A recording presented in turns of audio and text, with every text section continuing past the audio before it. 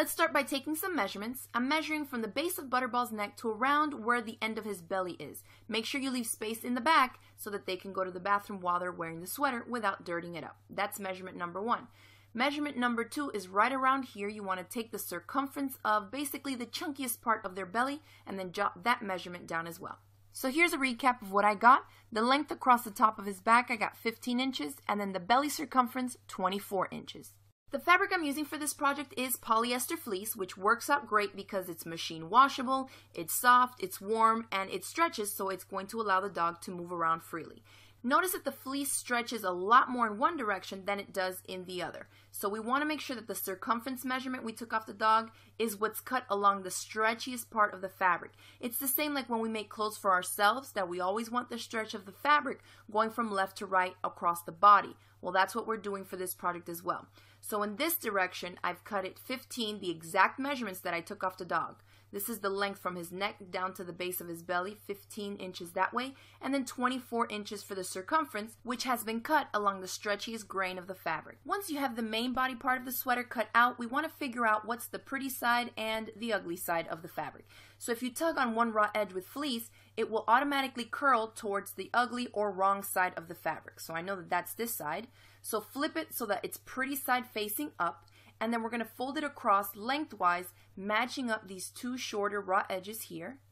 Then you just put some pins, and this you can see we're making a tube now. This is where the dog's body is going to be. So make sure that you've cut that circumference measurement along the stretchiest part of the fabric so they can fit in there. Now we're going to match up these raw edges, put a few pins, and using a straight stitch, you're going to stitch right along that edge. Once that seam is sewn, you want to reach in there and flip it so now that the right side or the pretty side of the fabric is facing out, and then set this piece aside. Now let's work on the neck, and to figure out the measurements of this piece of fabric, let me tell you how I came up with it. First, notice this is a lot wider than the neck part. So in the neck, the dog is usually smaller, so we needed to taper off a little bit so it's nice and snug, kind of like a turtleneck, right? And so to do that, here's what I did with the measurements. I took my circumference measurement, right, the one that we cut along the stretchier side of the main body part of the sweater. I took that and I subtracted 8 inches. So I had 24, subtracted 8, and I ended up with 16. So that's what I cut out here. And again, that longest measurement needs to be cut on the stretchiest part of the fabric because this is going to be going around the neck of the dog and it has to stretch, okay? So again, the circumference measurement minus 8 inches, and that was 16, so I cut that across the stretchiest part of the fabric. For the short side here, you can really do whatever you want. It depends on how thick you want the neck part to be. I like it about 3 inches. So what I did was cut the piece of fabric at 7. It's going to be folded in half, and then remember, some of it is going to be taken up as well in the seam allowance. So my piece ended up measuring 16 inches by 7 inches. Now like we did for the other piece, tug on one edge, you'll see it curl to the wrong side, lay it pretty side facing up, fold it so the shorter raw edges are touching, pin it, and again, the same exact thing you did with the larger piece, use a straight stitch, and stitch right along that edge. Once that seam is sewn, you want to open it up and then fold it in half like I'm showing you here. We basically want to meet up both raw edges so that they're all together, and what that does is expose the pretty side of the fabric towards the outside, and you have what is going to be the turtleneck part of your sweater. I'll show you here what it'll look like finished once we attach it to the body of our sweater. At this point, I like to zigzag stitch together the raw edges of just the neckline because it's bulky fabric we're working with, and we have 2 raw edges there to attach to another one. So it just makes it easier if you stitch them together first so you don't have any of those edges moving on you. Now locate that center seam on the main body piece, and the same thing for the neckline. And what you're going to do here is basically we're going to quarter each one of these tubes, right?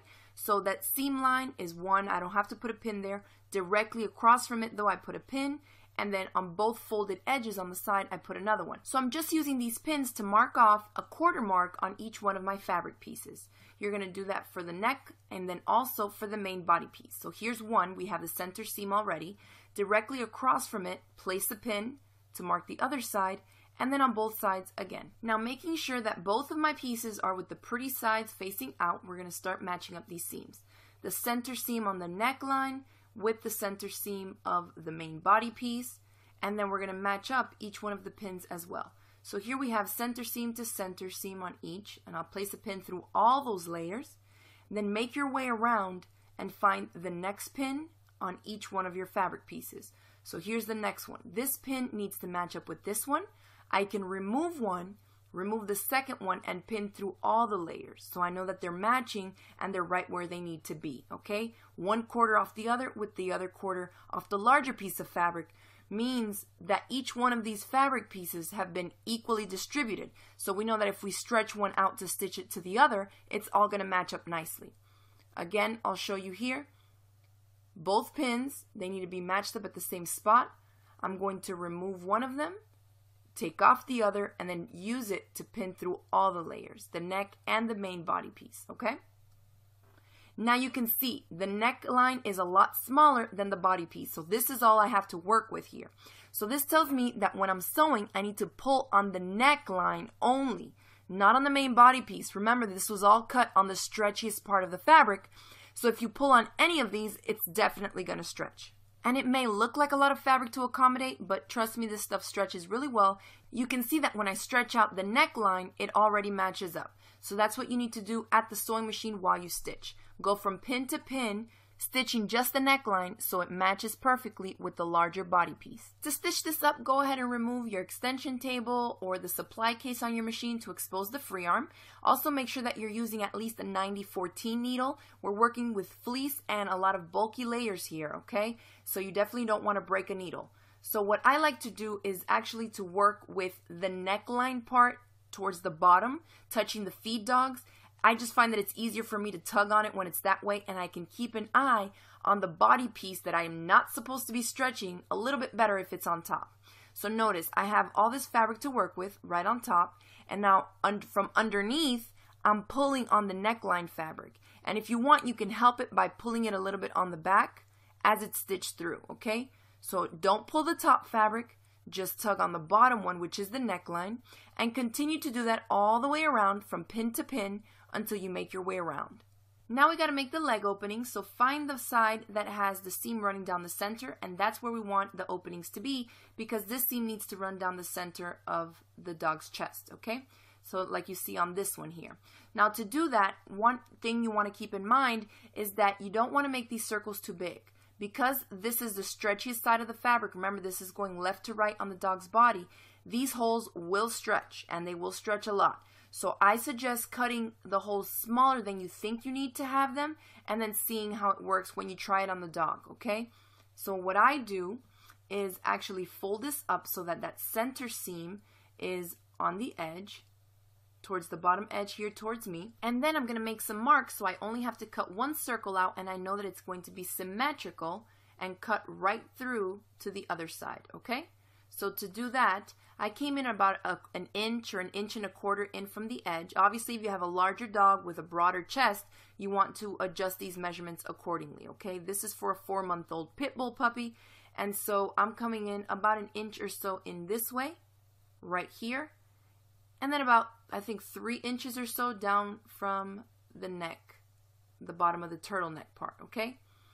So just eyeball it. Since they stretch, you can kind of work it in there with their legs, and you'll have a little wiggle room. Just know that, you don't want to make it way too close up to the neck because that's not where their legs are, and you don't want to have it right in the middle of their belly either. So just eyeball it, and if you want, you can take some other measurements as well to get it more accurately.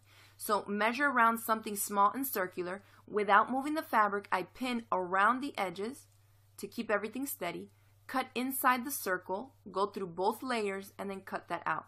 Once you remove your pins, you'll see that you have 2 perfectly made leg openings right in your sweater. Now because the fleece doesn't fray, we're going to keep it super simple and leave it just like that. I don't have to hem the leg openings or anything, but you can hem the bottom if you want to. You see for this one, I just folded it under and zigzag stitched it down. On this one, I'm just going to leave it as is because it's not going to fray. Again, it doesn't look as professionally made, but it's still going to serve the same functional purpose either way, okay? You can also embellish this. Fleece comes in tons of different fabric prints, but if you're using solids, you may want to embellish it with something like this, which is a superhero emblem that I did with the letter B for Butterball.